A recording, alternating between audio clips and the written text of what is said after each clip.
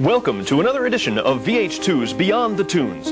Tonight we're going to be taking a look at the career of noted one-hit, possibly even no-hit wonder, Wet Pig, authors of the song Schmutze, which was a big hit for, about 10 seconds there. The band started one day long years ago when two musicians, Beethoven and Gunther, first got together.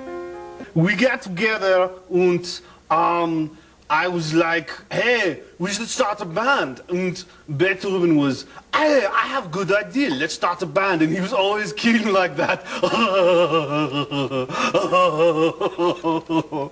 But then everything fell apart. A key step in the development of the band, Beethoven and Gunther met a third man, a drummer named John Paul Georgeson, who the world would grow to know as Ringo. My dad, he gave me sticks when I was 3. And I started beating my sisters with him, and they made great sounds. So I played with the sisters and the drums. It was great. But then everything fell apart. They met a fourth member, a man named Zine, who played an instrument unlike anything they'd ever seen. We met at a club, and Zine was there, and he was playing a revolutionary instrument. We never even thought of putting it together. We was like, wow, I cannot believe he's playing the squeaky toys. But then everything fell apart. The band wrote a song that was destined to become a major hit, a smash hit, a huge, stellar, stunning hit, a song called Schmutze.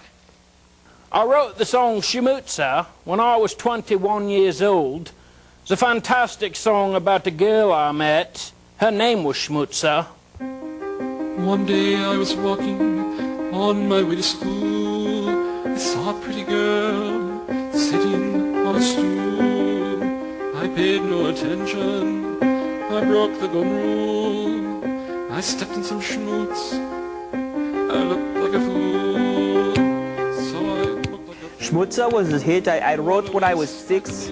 My brother, he sang the song to me and I stole the words from him. And it was about him coming home from school. It was a great song.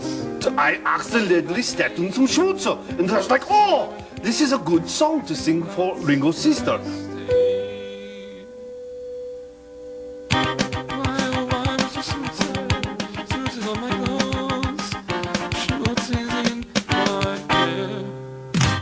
But then everything fell apart. Accusations of substance abuse rocked the band to the very fundaments of its core, of its heart, of its center. Zine's like a brother to me.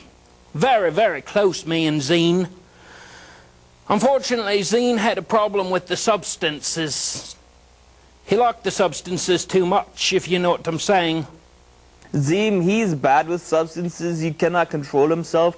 You get him around substances like that and he just gets nuts. It broke us apart. Zine was really bad with these substances. I would always say to Zine, Zine, slow down a little bit. Only have 1 or 2 now and then, but he's always cramming them all into his mouth and was driving everyone crazy. But then everything fell apart. 4 different men, now leading 4 different lives. Can they finally get together? Can they finally have the reunion tour they all want? And we're trying to reunite because we love each other like brothers, and we are going to reunite. There will be a new album. We're writing it now. I'm doing most of the writing. I would like to see the band get back together, but I simply have no time. The nuclear silo business has gone crazy, gone bonkers. Very good stuff. If I went into Wet Pig, it would be like I would go into it all the way. I would quit my job playing guitar in the elevators, and I would go on the road immediately.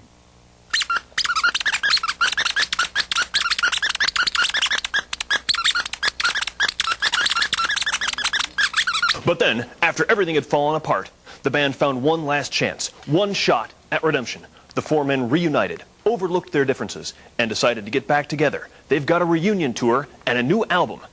Except for Ringo, who's busy with real estate deals. And except for Beethoven, who's just kind of a jerk. And except for Zine, still having substance issues. This has been the story of the tragic rise and the pleasant downfall of the band Wet Pig. Thank you for watching VH2's Beyond the Tunes.